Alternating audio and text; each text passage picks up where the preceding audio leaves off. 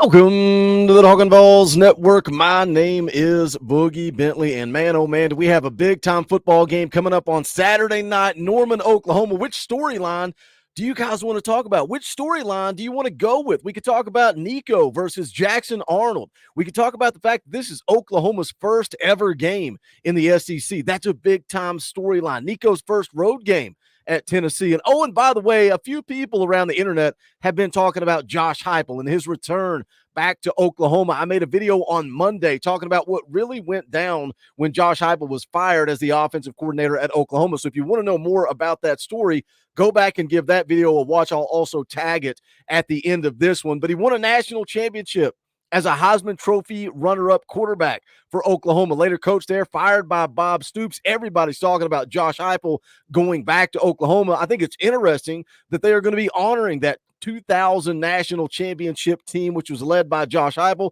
They're going to be honoring them at halftime. But there's more to it than just talk and storylines. This game means a lot for these football programs in 2024. We're talking college football playoff or bust for Tennessee. We're going to get into it. We're going to look around the national media, see what everybody's saying about this game. Before we do that, I need you guys to do me a favor and smash that thumbs up just below the video. It is quick, it's free, and it's easy. It helps the channel, and I would greatly appreciate it. Also, if you're new to the Talkin VAWLS Network, welcome. We're not experts here. We're not insiders. We're not media. We're not journalists. We're not reporters. We don't pretend to be any of that. This channel is for the fans, by the fans. If you like what we do, make sure you subscribe. Click that bell for notifications.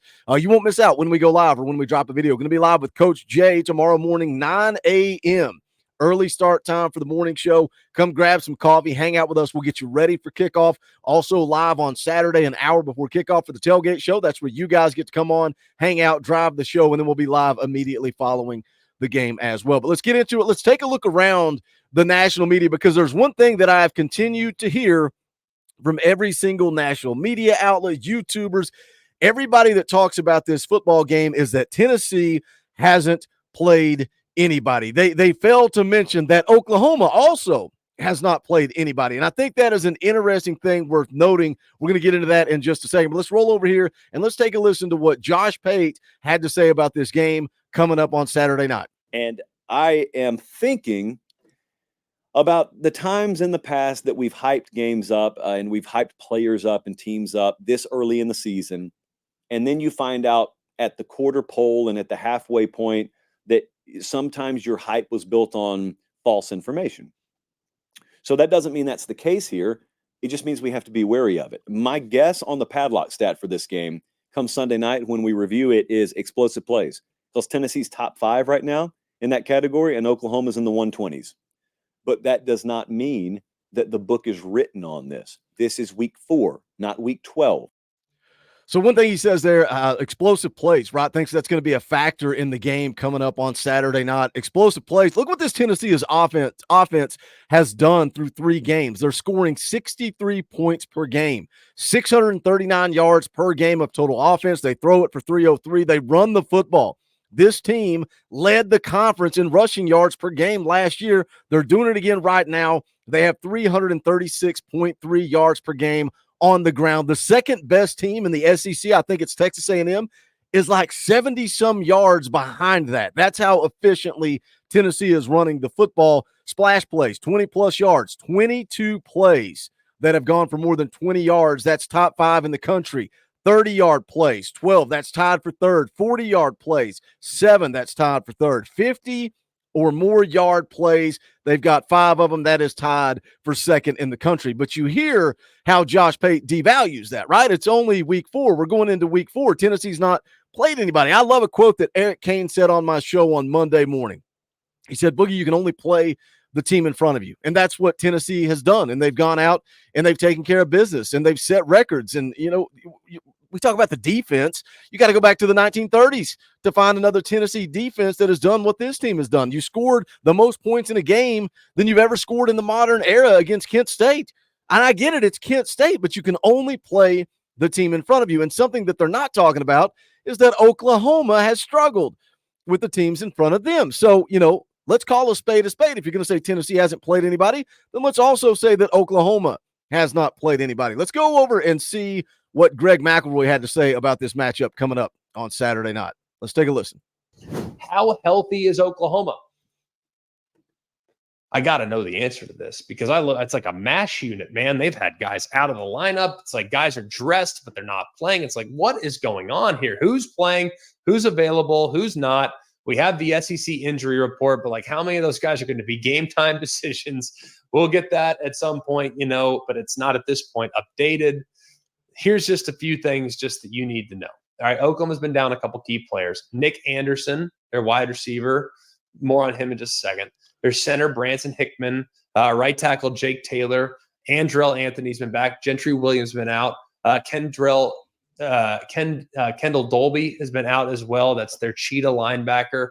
Now, they're somehow undefeated, but they have struggled for sure offensively and defensively, and to lose a couple guys along the offensive line against this group, against Tennessee, it's not going to be great. Missing a couple of guys on the offensive line against this group, against Tennessee, is going to be difficult.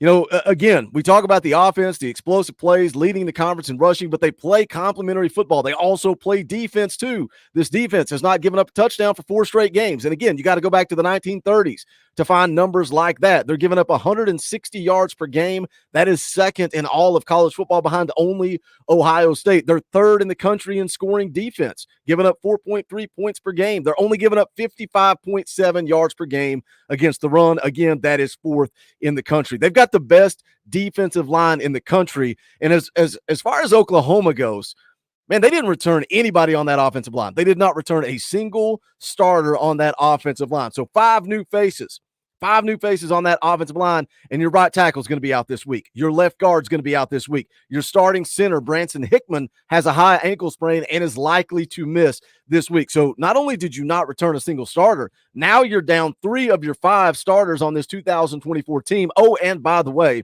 you're going against the best defensive line in the country. Now, it's going to be interesting to me because Tennessee does a great job against the run. But I think maybe some people are questioning, man, we've really not got after the quarterback as much as we thought. Way down the rankings as far as sacks per game. It's like 1.3, something like that for Tennessee. So it'll be interesting to see if they can get home against Jackson Arnold. But again, I'm going to go ahead and call it. We're going to move the goalpost here because if Tennessee's defensive line goes out and dominates this game and gives Tennessee the advantage, and we go whip Oklahoma in Norman on Saturday night, everybody's going to say, well, it's because Oklahoma was banged up. You didn't get a real look at Oklahoma. Mark my words. Get ready for it. I love this quote. Let's go take a listen to this. This is over on the On3 YouTube channel. Andy and Ari, I think they got a new show. Let's go take a listen as they're talking about the matchup between Tennessee and Oklahoma. So I don't know. I'm so excited to see this. Ari, 7.5 points in this situation is so many freaking points. Mm-hmm.